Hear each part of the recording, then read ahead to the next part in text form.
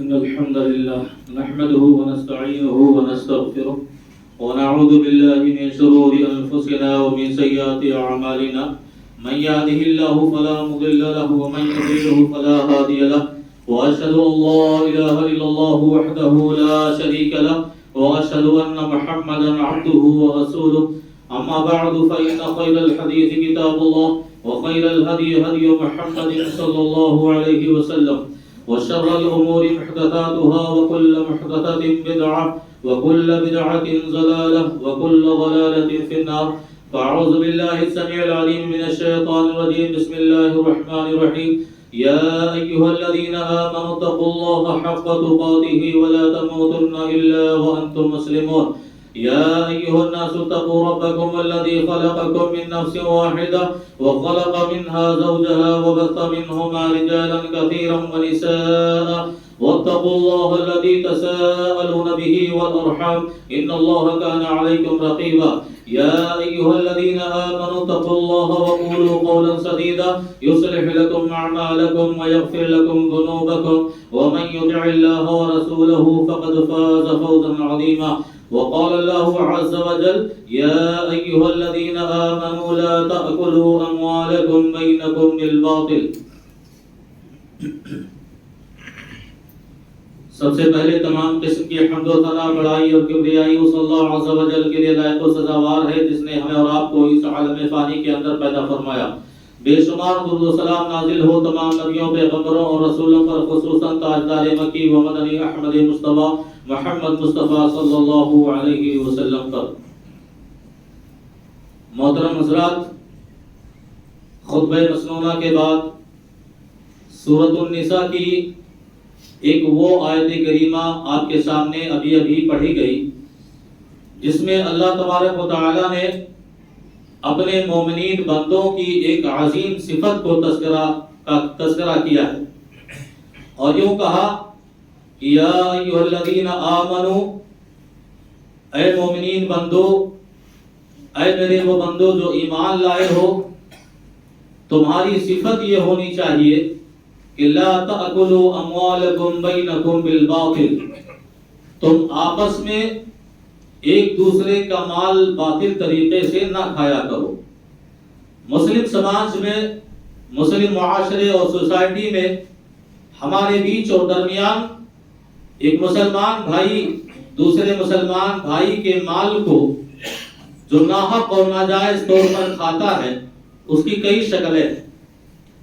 آدمی رشوت لے دے کر بھی ایک دوسرے کا مال کھاتا ہے، آدمی جھوٹ بول کر بھی ایک دوسرے کا مال ناحق کھاتا ہے، آدمی دھوکہ دے کر دوسرے کا مال کھاتا ہے، ایک مسلمان بےایمانی کر کے اپنے بھائی کا مال ناجائز طور سے کھاتا ہے. ایسے ہی بہت ساری ہمارے سماج میں وہ شکلیں ہیں کہ جن شکلوں کو اختیار کر کے ایک مسلمان دوسرے مسلمان بھائی کے مال کو ناحق طریقے سے اور ناجائز طور سے کھاتا ہے. انہی شکلوں میں سے ایک شکل نکاح کے موقع پر، شادی بیاہ کے موقع پر لڑکے والا جس کا بیٹا ہے وہ لڑکی والے بیٹی سے جہیز کا اور بہت سارے سامان کا مطالبہ بھی کرتا ہے. وہ ایک شکل ہے ناجائز کھانے کی، اس لیے کہ ہمارا کوئی حق نہیں کہ ہم لڑکی والوں سے مال کا مطالبہ کریں جسے ہم اور آپ کو ہم نے جہیز کا نام دیا ہے. اور کیوں ہم مطالبہ کریں؟ نہ وہ ہمارے محنت کی کمائی ہے، نہ وہ ہمارے مشقت کی کمائی ہے، نہ ہماری اس دولت سے کوئی لین دین ہے. پھر ہم مطالبہ کر کے شریعت کی مخالفت کر کے ناجائز طور پر ہم اس کا مال کیوں کھائیں؟ اور اگر کھاتے ہیں تو شریعت نے اس کی مذمت اور برائی بیان کی ہے. ایک مال، اس مال کا ایک دانہ بھی، یا یوں کہہ لیجئے کہ اس جہیز کا ایک دانہ بھی اگر ہمارے اور آپ کے بدن میں جا کر پرورش کر رہا ہے، پل رہا ہے، تو زندگی بھر ہماری ساری عبادتیں بیکار ہیں. اس لیے کہ وہ ایک دانہ حرام کا ہے، ناجائز طور پر ہم نے اسے لیا ہے اور کھایا ہے اور بدن میں استعمال کیا ہے. یا اسی طرح اگر ہم جہیز کا ایک روپیہ بھی اپنی تجارت اور اپنے کاروبار میں لگا کر رکھے ہوئے ہیں تو یہ سمجھیے کہ ہماری تجارت و کاروبار کے جو ذرائع اور وسائل ہیں وہ بھی حرام راستے سے آ رہے ہیں، حرام ہے.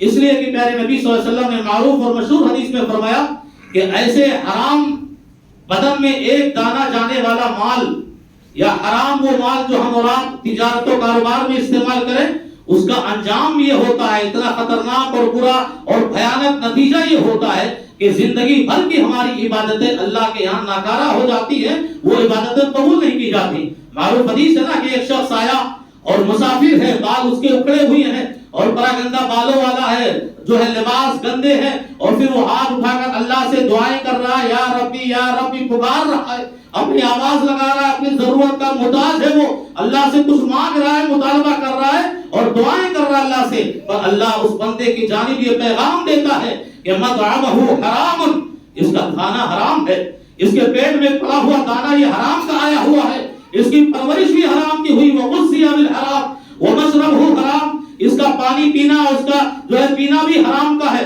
تمام چیزیں جب یہ حرام طور سے استعمال کر کے آیا ہے فَأَنَّ يُسْتَجَابُ لَهَا، میں اس بندے کی دعا کیسے قبول کروں، میں اس کی آواز کیسے سنوں، میں اس کی ضرورت کیسے پوری کروں، میں اس کی حاجت کیسے پوری کروں؟ تو سماج اور مسلم سماج اور معاشرے کا جو سب سے بڑا فتنہ آج ہے اور موجود ہے اور مسلم سماج اس میں ڈوبا ہوا ہے، دوچار ہے، وہ ایک سب سے بڑا فتنہ نکاح کے اندر جو غلط رسم و رواج ہم نے ایجاد کر لیے، جہیز کے نام کو ہم نے پروان چڑھایا اور ایک دوسرے کا جینا ہم نے حرام کیا ہے۔ آپ جانتے ہیں نکاح کے اندر کتنا بڑا فتنہ، ایک بہت بڑا فتنہ اسی کی وجہ سے انجام ہوتا ہے، اور وہ ایک تو سستی ہوتی ہے اور ایک تو یہ معاشرے کا نتیجہ ہوتا ہے جہیز کی وجہ سے کہ آدمی اپنے بچوں کی شادی وقت پر نہیں کر پاتا، اور نکاح کو دیر سے کرنا، شادی تاخیر سے کرنا اپنے بچوں کی، یہ بھیانک موڑ پر ہمیں اور آپ کو لا کر کھڑا کرتا ہے۔ تاخیر سے آپ کر رہے ہیں، دیکھو آدمی ایک تو ہوتا ہے سستی میں، کہتا ہمارا بیٹا ہے ابھی پڑھ رہا ہے کالج میں، ڈاکٹر بنے گا، انجینئر بنے گا، ڈگریاں لے گا، اس کے بعد ہم اس کی شادی کریں گے، یہ تو خود کما کے نہیں کھا رہا ہے، ہمیں کھلانا پڑ رہا ہے، بہت سارے بہانے کرتا ہے آدمی اور اپنے بیٹوں کی شادی کو تاخیر میں لے جاتا ہے، اور حال یہاں تک پہنچ جاتا ہے کہ وہ 20 سال کا ہو گیا، 25 سال کا ہو گیا، 25 سے 30 سال تک ہو گیا، اب وہ فطری ضرورت جو اللہ نے خواہشات رکھی ہے، جذبات اس کے بدن میں مچل رہے ہیں اور اس کو ضرورت ہے فطری ایک عورت کی اور ایک جو ہے خاتون کی جو اس کے جو ہے فطری ضرورت کو پوری کر سکے۔ بس یوں آپ سمجھے کہ جیسے ہمیں بھوک لگتی ہے نا تو آدمی کو کھانے کی ضرورت پڑتی ہے، کھانا ڈھونڈتا ہے، آدمی کو پیاس لگتی ہے تو پانی کی ضرورت ہوتی ہے، وہ پانی کے لیے تڑپتا ہے۔ ایسے ہی اللہ نے ہر انسان کے دل میں خواہشات رکھے، جذبات رکھے ہیں کہ وہ سن بلوغت کو پہنچ چکا ہے، اب وہ جو ہے اس لائق ہو گیا کہ اس کی شادی کی جائے، پر ہم اور آپ تاخیر کر رہے ہیں، دیر کر رہے ہیں، اور انجام یہ ہوتا ہے کہ جب وہ جائز طریقے سے اپنی ضرورت پوری نہیں کر پاتا تو پھر گلیوں میں چکر لگاتا ہے، روڈوں پر چکر لگاتا ہے، ناجائز طور پر لڑکیوں سے رشتے جوڑتا ہے، اور حال اس حال انجام تک پہنچ جاتا ہے کہ وہ ایسے کارنامے انجام دیتا ہے کہ ہمارے اور آپ کے ناک جو ہے کٹ جاتی ہے، ہماری عزت جو برسوں برس ہم نے سنبھال کر رکھی تھی، ہمارے بیٹے نے ہماری عزت کو چوراہوں پر لے آیا، لیکن ہم نے کیا یہ سمجھا کہ ہماری بھی اس میں کوئی خطا ہے، ہم نے بھی اس میں کوئی غلطی کی ہے، ہم نے تاخیر کیوں کی؟ وہ بالغ ہوا، وہ جو ہے اس لائق ہوا کہ اس کو شادی کی جائے، اس کو ضرورت ہے ایک عورت کی اور اس کا نکاح کیا جائے۔ یا بیٹیوں کا معاملہ ہے، ماں باپ بیٹیوں کے سلسلے میں کہتے ہیں چلے ابھی پڑھ رہی ہے، جو اسکول جا رہی ہے، کالج جا رہی ہے اور وہ بالغ ہو چکی ہے، 20 سال کی، 22 سال کی، 25 سال کی ہماری بیٹیاں ہو چکی ہیں، اور ہم کالج کا راستہ اس کو دکھا کر اسے جو ڈگریاں لینے پر مجبور کر رہے ہیں۔ اگر وہ صحیح گھرانے کی ہے، اسلامی تربیت اس کو ملی ہے تو خیر، وہ اللہ کے خوف سے اپنے ماں باپ کی عزت کو سنبھالتے ہوئے اپنے خواہشات کو، اپنے جذبات کو اپنے قدموں تلے روت دیتی ہے، وہ بے جان بے روح جو ہے لڑکی اور بیٹی بن کر رہ جاتی ہے۔ لیکن ہماری وہ لڑکیاں، دیکھو شیطان جو ہے لڑکی ہو یا لڑکا، ہر انسان کے دلوں میں وسوسے خواہشات کے ڈالتا رہتا ہے۔ ہماری بیٹیاں پرورش کے باوجود بھی کبھی کبھی پھنس جاتی ہے اور ناجائز رشتے جوڑ لیتی ہے، اور اس کا انجام یہ ہوتا ہے کہ ہماری عزت و آبرو پر جو ہے ناحق حملے ہو جاتے ہیں۔ یہ ہماری بھی خطا ہوتی ہے، ہماری بھی غلطی۔ ہم نے یہ کیسے سوچ لیا کہ یہ جو ہے روزیاں نہیں کما پا رہا ہے، کھا جو ہے کیسے کھلائے گا، خود نہیں کھا رہا ہے، ہم اس کو کھلا رہے ہیں، ایک اور لڑکی لے آئے، بیٹی جو ہے ایک اور بیٹی کو لے آئے اور ایک بیوی اس کو جو ہے لا کر دے دے، پھر وہ کیسے روزیوں کے مالک ہو رہا چھوڑو نا۔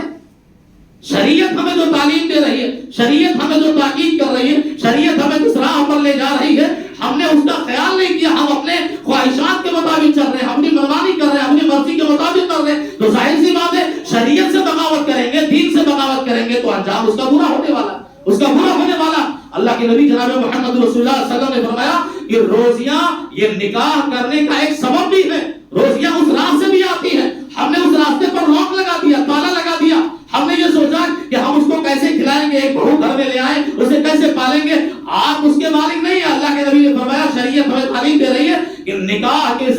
روزیوں کے دروازے بھی کھلتے.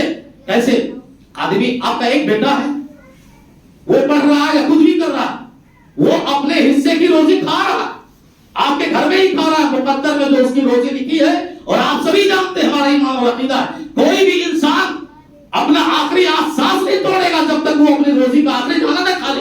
اس کی قسمت میں جو روزیاں لکھی ہے اسے ملنے والی ہے, اور جب تک اپنی قسمت کے روزی کا آخری دانہ وہ کھا لے گا اس دنیا میں, وہ موت آنے والی نہیں, اس دنیا سے جانے والا نہیں. پھر اللہ کے نبی صلی اللہ علیہ وسلم نے تعلیم دی کہ جیسے وہ اپنے حصے کی روزی کھا رہا ہے, اور نکاح کے ذریعہ روزیاں ایسے بڑھیں گی کہ اگر تم نے اس کی شادی کر دی, ایک لڑکی آئی, اس کی بیوی آئی, اس بیوی کے حصے اور مقدر میں جو روزیاں لکھی تھی وہ روزیاں بھی تمہارے گھر آ گئی.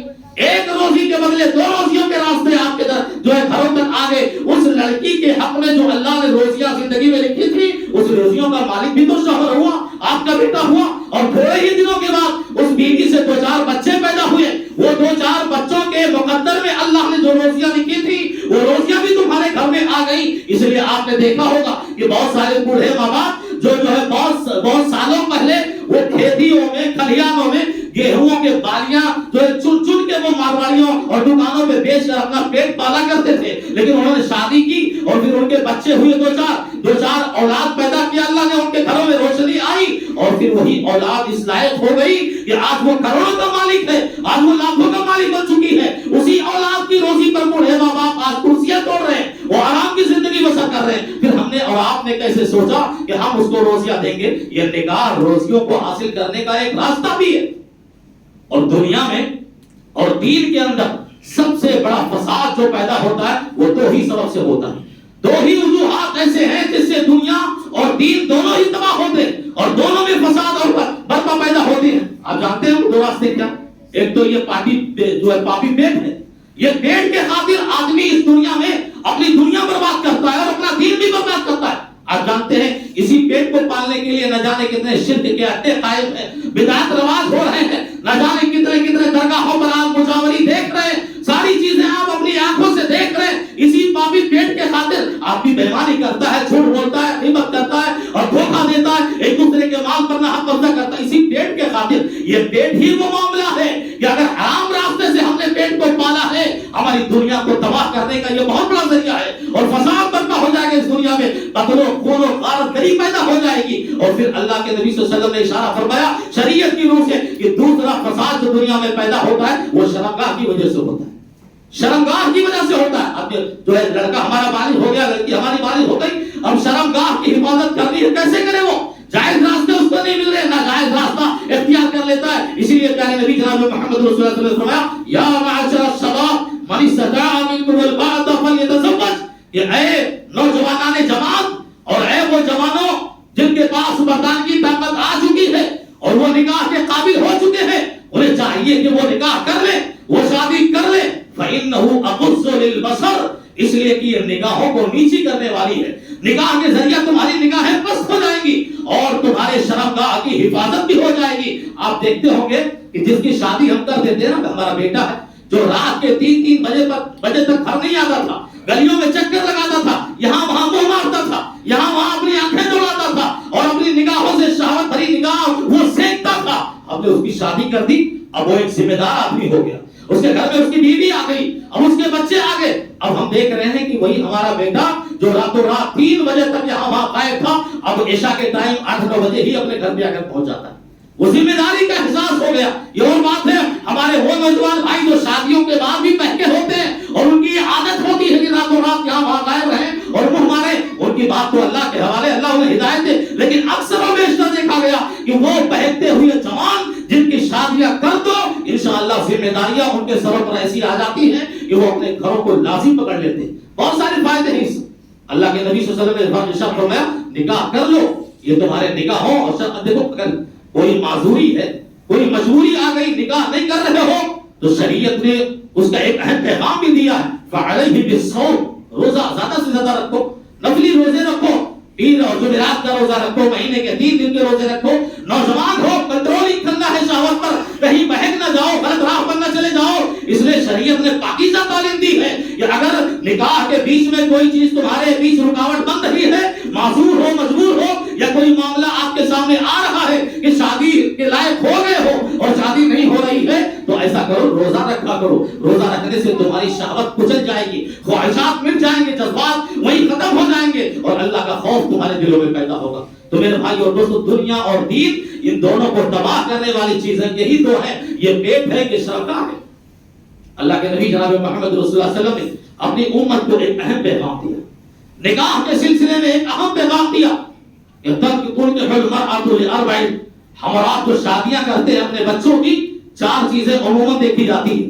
لحسبھا، اس کا خاندان دیکھتے ہیں، ولمالھا، اس کا مال دیکھتے ہیں، ولجمالھا، اس کی خوبصورتی دیکھتے ہیں، ولدینھا، اور چوتھی اور آخری چیز نبی نے فرمایا اس کی دینداری ہم دیکھ کر شادی کرتے ہیں۔ فاصبر بذات الدین، خاندان کا ہونا ہو چلے گا، مال ہو اس کے پاس نہ ہو چلے گا، خوبصورت ہونا ہو چلے گا، لیکن دینداری اس کے اندر ہونی چاہیے۔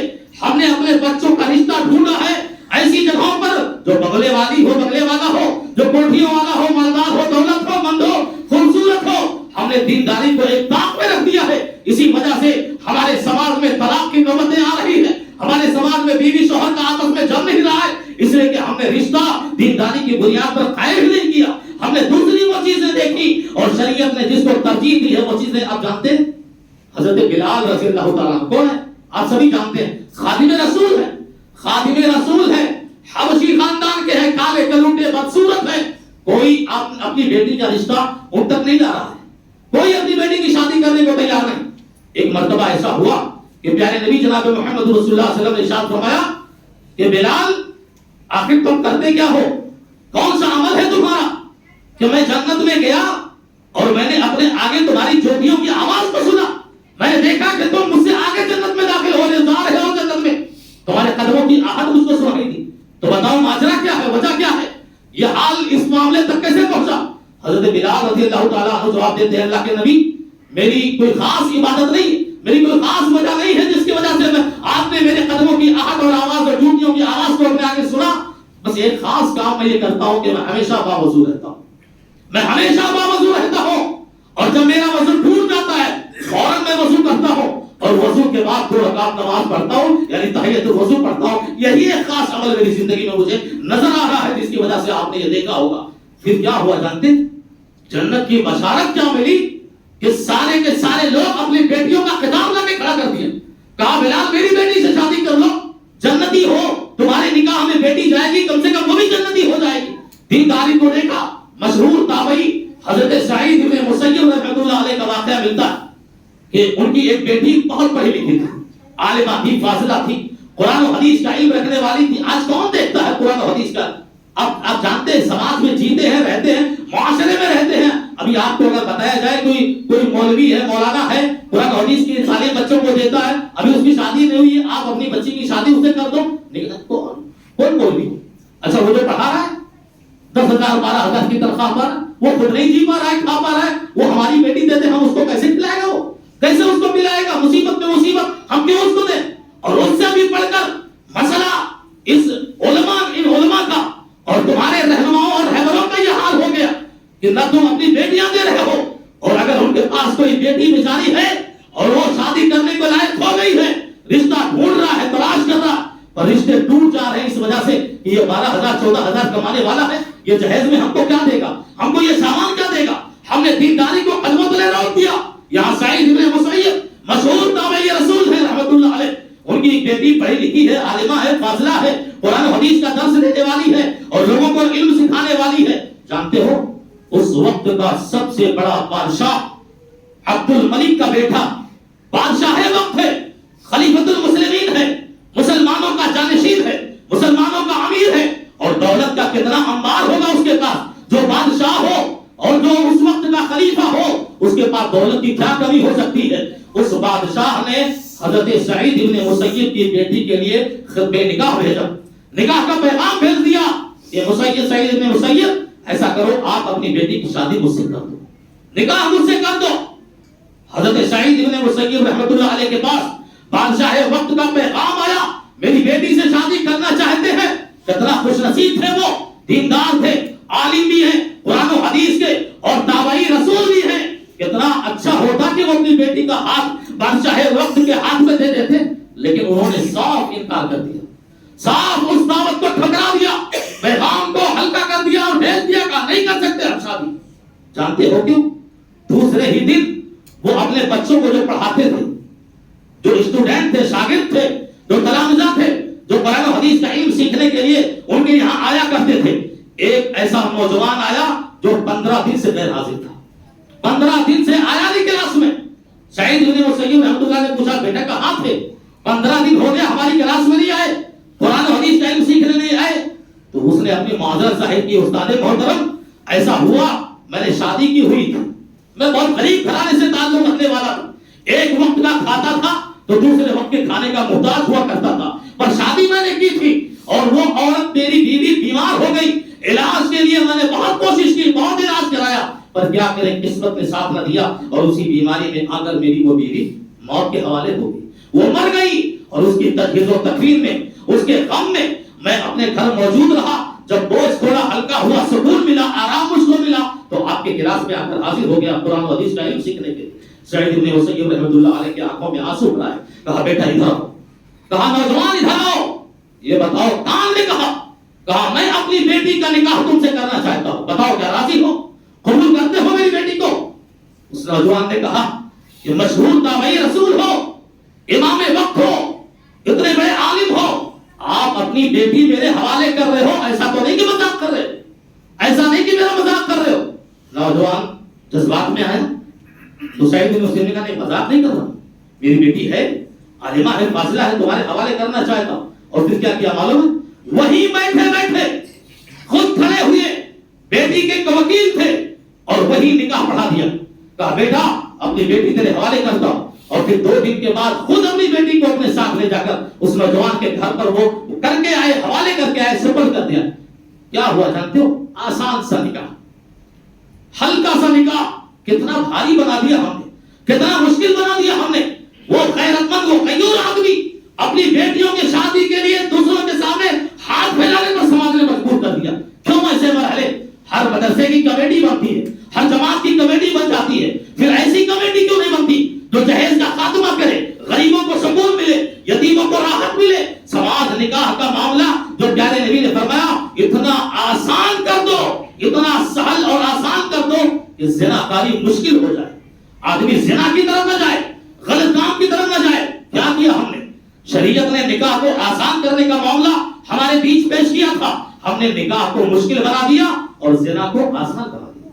اب جب نکاح کرنی ہے 5 سال کماؤ، 5 سال خون بہو، محنت کرو، لاکھوں جمع کرو، تب جا کر تم اپنی بیٹی کی شادی کر پاؤ گے. اور اگر نہیں جمع کر پائے، اسی دنیا میں کتنے باپوں اور ماؤں کو دیکھا گیا ہے کہ وہ بیٹیوں کے جن کے پاس 5-5 6-6 بیٹیاں ہیں، اسی ٹینشن میں، اسی فکر میں اور اٹیک میں آ کر ان کی موت تک ہو گئی ہے. کتنے لوگ دنیا چھوڑ کر چلے گئے صرف اپنی بیٹیوں کے لیے. کیا یہ شریعت ہمیں یہی تعلیم دے رہی ہے کہ جو پل بھر کا نکاح ہو، پل بھر کی شادی ہو، 5 سال 10 سال تک آپ اس کو کما کر محنت کی کمائی اور یوں ہی گنوا دے رہے ہیں، یوں ہی دے رہے ہیں. یہ لا تاکلوا اموالکم بینکم بالباطل، ناجائز مال نہیں ہے.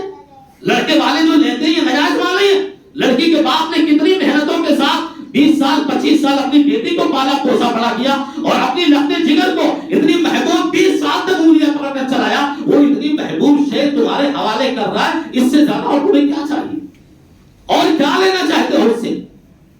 آپ جانتے ہیں نکاح اتنا آسان 100 روپے میں. ہمارا نوجوان 150 روپے میں 200 روپے میں جا کے زنا کر کے بازار میں چلا آتا ہے. ہمارے ماں باپ پر کوئی اثر نہیں، ہمارے بڑے بھائیوں پر کوئی اثر نہیں. بیٹا ہے، جوان ہے، 100 روپیہ 1000 روپے میں اپنا کام نکال کے چلا آ رہا ہے. شادی کون ڈھونڈے جو ہے 10 لاکھ 20 لاکھ خرچہ کرنے کے لیے تیاری کرنی پڑے گی، اس کی بات ہے. کیوں ہم نے ایسے حالات پیدا کر؟ نکاح اتنا آسان کہ اللہ کے نبی جناب محمد رسول اللہ صلی اللہ علیہ وسلم. اور یہ ظلم پر ظلم تو یہ ہے کہ شریعت نے خرچ کا جہاں بھی معاملہ آیا ہے وہ صرف بیٹوں پہ رکھا ہے، لڑکے والوں پر رکھا ہے. آپ دیکھو شادی کے جو بھی ارکان ہیں، جو بھی شرائط ہیں، لڑکی والوں پر 1 روپے کا بھی خرچ شریعت نے لاگو نہیں کیا ہے. 1 روپے کا بھی خرچ. ارے مہر کے بغیر شادی نہیں ہوگی. مہر دینا کس کو ہے؟ لڑکی کو، لڑکے کو. بیٹا مہر دے گا، وہ مہر دے کے شادی کرے گا، نہیں دے گا تو شادی حلال نہیں ہوگی، وہ حرام رہے گا وہ رشتہ. مہر دینا ہے تو بھی لڑکے کو، اور پھر جو شریعت نے حکم دیا ولیمے کا وہ بھی کرنا ہے لڑکے کو. 2 ہی وقت خرچ کے ہیں اور دونوں ہی وقت اور جو ہے بیٹوں پر ہی وہ اور وہ شرائط عائد ہو رہے ہیں لڑکے والوں پر. یہ لڑکیوں کے سلسلے میں شریعت بتاؤ کہیں ایسی تعلیم دیتی ہے کہ جاؤ اور اس کے مال کھاؤ, اس کے کھانے کھاؤ اور اس کو جو ہے تنگ کرو. ویسے ہی وہ غم میں ڈوبا ہوا ہے, 20 سالہ بیٹی تمہارے حوالے کر رہا ہے, ایک ماں کلیجے پر پتھر رکھ کے تمہیں دے رہی ہے کتنی محبتوں کے بعد, اور اس کے اوپر بھی تم جا کر اس سے بڑا ظلم کر رہے ہو کہ جو ہے نجات. وہ آپ سب جانتے ہیں کتنا ظلم ہوتا ہے بچی والوں لڑکی والوں پر, کتنے ظلم ہوتے ہیں. اور ہنسی کی بات تو یہ مذاق کا بھی سمجھ لو, ہنسی تو تب آتی ہے کہ نکاح کے لیے لاکھوں نہ جانے کتنے سینکڑوں جو باراتی جائیں چھوہارا لے کے جاتے ہیں. کیوں پوچھو ان سے ذرا, چھوہارا بانٹنے کے لیے لے جاتے ہیں, نکاح کے بعد بانٹتے نا. اب ان سے پوچھو چھوہارا کیوں لائے, سنت ہے بھائی, کہہ رہے نبی کی سنت ہے چھوہارا کھلانا. چھوہارا کھلانے میں سنت یاد آ رہی, اور بیٹیوں کے سینے پر چڑھ کے جو اس کی جائیداد کھا رہے ہو ہزاروں اور سینکڑوں کی تعداد میں آ کے, اور جہیز لے کر سامان اس کا لے کر بیٹھے ہوئے ہو, وہ تمہیں سنت نظر نہیں آ رہی, وہ بھی سنت ہے کیا. یہاں چھوہارا کھلانے میں جو لڑکی کا باپ لاکھوں اور کروڑوں جائیداد تمہیں جہیز کے نام پہ دان کرتا ہے, دیتا ہے, اور یہ بھی لٹا دیتا ہے بیچارہ, ذرا بتاؤ وہ سنت ہی سمجھ کر کرے گا تو چھوہارے نہیں کھلا پائے گا. چھوہارے لا کر نہیں رکھتا کرتے اسٹیج پہ, تم لے کے جاتے ہو یہاں سے پنی بھر کے اسٹیج. تو یہ سارے معاملے ہیں نکاح کو. ہم نے حضرت عبد الرحمن ابن عوف رضی اللہ تعالیٰ عنہ جانتے ہیں, مشہور صحابی رسول ہیں مدینے کے, اور وہ بھی امیر زادے ہیں.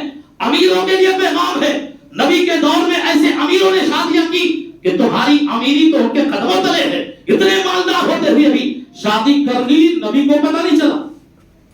وقت کے نبی ہیں. اس کا یہ معاملہ ہوا کہ شادی کے وقت کوئی ضرور نہیں ٹھوکا جائے اور تار دے کے گھر کو بھیجا جائے. اسی مدینے کی چھوٹی سی بستی میں عبد الرحمن ابن عوف نے شادی کر لی, نبی کو پتہ نہیں چلا, نبی کو خبر تک ہونی. کیوں؟ اس لیے کہ انہیں معلوم صحابہ سے زیادہ اور آپ دین پر عمل کرنے والے کہاں ہو سکتے ہیں. صحابہ کو پتہ تھا کہ ضروری چیز نہیں ہے کہ نبی کو پیغام پہنچا جائے میں نکاح کر رہا ہوں, نہیں, کوئی اہم چیز نہیں ہے. نکاح کر لیا انہوں نے, اور صبح دوسرے دن جب نبی سے ملاقات ہوئی اور نبی نے ان کے جسم پر کوئی زردی دیکھی تو کہا عبد الرحمن شادی کیا ہو گیا. دیکھو نبی پوچھ رہے ہیں, اب علم غیب کیا گیا بھاڑ میں, جو لوگ بولتے ہیں علم غیب تھا رسول کو آنے جانے. صحابی نے شادی کر لی, نبی کو پتہ نہیں. کہا عبد الرحمن شادی کیا ہو گیا. کہا اللہ کے نبی شادی کر لیا. شادی کر لیا ہو. کہا مہر میں کیا دیا. کہا حضور کی جو گٹھلی ہوتی ہے سونا اس کے برابر ہم نے مہر میں دیا. اللہ کے نبی نے فرمایا اولم ولو بالشاۃ, اب ولیمہ کرو چاہے ایک بکری کیوں نہ ہو. اللہ اکبر. ولیمے میں بھی فضول خرچی کرنے والوں سنو, نبی نے پیغام نہیں دیا عرب کے سرزمین پہ کہ اونٹ کا ولیمہ کرو, نہیں, کہا اولم ولو بالشاۃ, ایک بکری کا ولیمہ تو کر لو کم سے کم. ولیمہ لڑکے کے لیے حکم ہو رہا. یہ ہمارے بھائی اور جو ہے نہ جانے کس راہ پر جا چکے ہیں, کتنا لوگوں کو تنگ کر کے رکھا ہے, کتنے لوگوں کو پریشان کر رکھا ہے. جہیز جہیز جہیز جہیز, اور بہت سارے لوگ ہیں وہ تو آپ کو معلوم ہے دلیل بھی دیتے ہیں نبی کی سنت سے, کوئی دلیل موجود نہیں. جہیز کا معاملہ ہے ہی نہیں, سارے خرچے لڑکے والوں پر, اور یہاں سارا جسم نوچتے ہیں لڑکی والوں کا, سارا مال نوچتے ہیں لڑکی والوں کا. اللہ کے نبی جناب محمد رسول اللہ صلی اللہ علیہ وسلم کے بتائے ہوئے شریعت کے مطابق سماج میں نکاح کا وہ طریقہ پیدا کرو تاکہ ہر کوئی سکون سے زندگی بسر کر سکے. آپ کے بیٹے, آپ کے بچے, ہمارے بیٹے, ہماری بچیاں, اور مسلمان کا ایک ایک بچہ, ایک ایک بچی سکون سے زندگی بسر کر سکے, راحت سے وہ عبادتیں کر سکے. تمہارے اسی ظلم کی وجہ سے معلوم ہے لڑکی والا نہ جانے کتنی عبادتوں سے محروم ہو جاتا ہے. 2 منٹ لوگ نہ جانے کتنی عبادتوں سے محروم ہوتا ہے. رمضان میں صدقہ کرنا ہو تو یاد آ رہی بیٹی جوان ہو گئی ہے, ارے صدقہ کریں گے تو پھر کیسے اس کی شادی کریں. صدقے سے رک گیا, زکات سے رک گیا. زکات بھی بہت سارے لوگوں نے, امیروں کی حالت دیکھی گئی, بیٹیوں کی شادی کے لیے زکات کا روپے بھی روک لیتے. ایسے لوگ بھی, نہ غریبوں کا خیال, نہ یتیموں کا خیال, نہ سماج کے کمزور طبقہ کے لوگوں کا خیال. یہ سوچ کر بیچارہ وہیں پریشان ہے کہ ہم صدقہ کریں تو کیسے کریں, صدقہ کر دیں گے تو بیٹی کی شادی کیسے کریں گے. وہ جمع کر رہا ہے ایک ایک روپیہ, ایک ایک پوری جمع کر رہا ہے اپنی بیٹیوں کی شادی کے لیے. ام سلیم رضی اللہ تعالی عنہا, یہ سیرت کا واقعہ آپ دیکھ لینا کہ طلحہ نے کہا میں تم سے شادی کرنا چاہتا ہوں. بیوہ تھی, شادی ہو چکی تھی, اور شوہر ابھی جو ہے مدینے چلے آئے, اور مکہ میں وہ شوہر کافر تھے. بعد میں مالک مشہور واقعہ ہے, ام سلیم نے طلحہ کے پیغام کو صرف یوں ٹھکرایا کہ تم کافر ہو, میں مومن نہ ہوں, میں مسلمان ہوں. ایک مسلمان کی شادی تم کافر سے نہیں ہو سکتی. مجھ سے شادی کرنا چاہتے ہو ایمان لو. ایسا کم ہونا چاہیے ہماری بیٹیوں میں, وہ بہت جاتی ہیں, غیر مسلم لڑکوں کے جال میں پھنس جاتی ہیں. انہیں یہاں یہ نصیحت ہو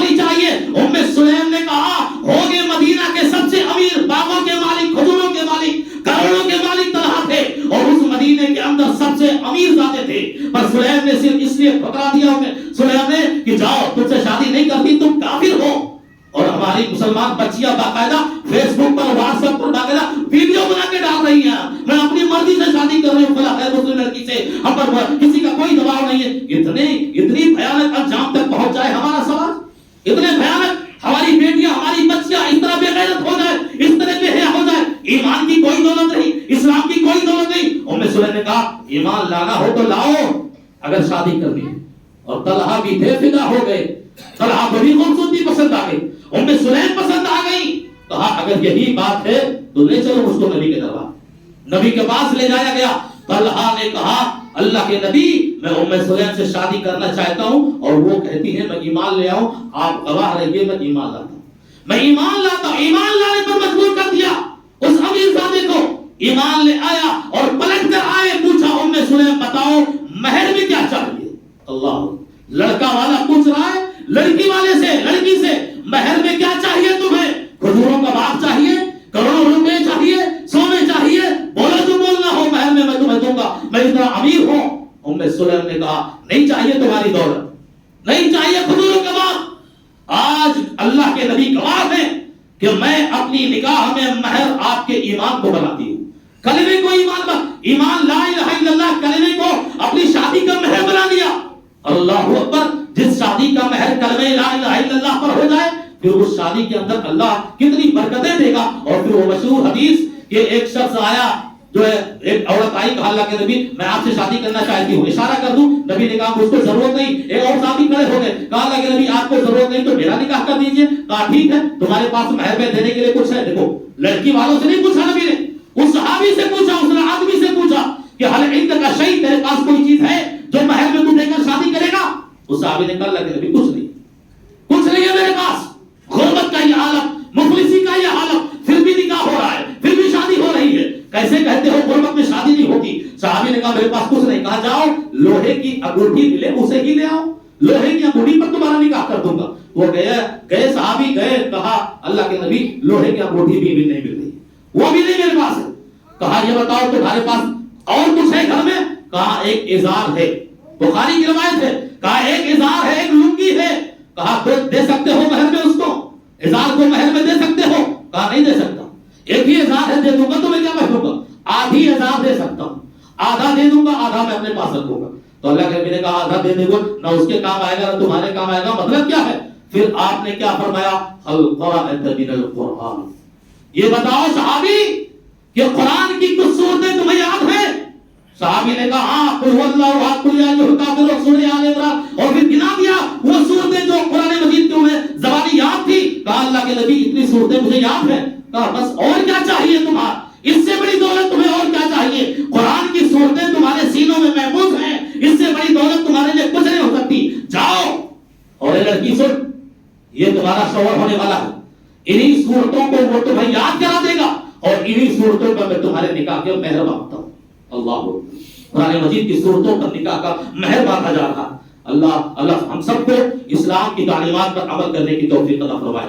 جہیز جیسی بری لعنت کو ہمارے سماج سے اور ہمارے گھروں سے اللہ ختم ہونے کی اللہ ہم سب کو توفیق عطا فرمائے, ختم کرنے کی توفیق عطا فرمائے. ایک دوسرے کا مال ناحق کھانے سے ہمیں اور آپ کو بچائے, اس کا بڑا برا انجام ہونے والا ہے. اللہ جب تک ہمیں زندہ رکھے, لوگوں کے حقوق ادا کرتے ہوئے ہمیں زندہ رکھے, ہماری موت اور آخری سانس ٹوٹے, اللہ ہم پر کسی کا کوئی حق باقی نہ رہے. ہم جب تک زندہ رہیں ایمان پر زندہ رہیں اور ہماری موت ہوتے ایمان پر. وآخر دعوانا الحمدللہ رب العالمین. آخری وقت میں ایک ضروری اعلان آپ سن لیں کہ ہر مہینے کا جو آخری جمعہ ہوتا ہے آپ اپنے اس مسجد کا خصوصی تعاون اور چندہ پیش کرتے ہیں. یہ مہینے کا آخری جمعہ ہے اور آپ جانتے ہیں کہ آمدنی کتنا مختصر ہے اور اخراجات کتنے زیادہ ہیں. دوبارہ لائٹ کا بل 22,000 روپیہ آ چکا ہے. آپ سبھی کے نگاہوں کے سامنے ہے جو بھی اخراجات ہیں اور آمدنی بہت آپ کے یہاں مختصر ہے. اس لیے مہینے کا آخری جمعہ جو خاص کیا گیا تھا, آپ تمام بھائیوں سے گزارش ہے کہ زیادہ سے زیادہ آپ اپنے اس مسجد کا تعاون کریں, اپنا چندہ پیش کریں. اللہ ہمارے صدقات و خیرات کو قبول فرمائے. اور بارك الله لنا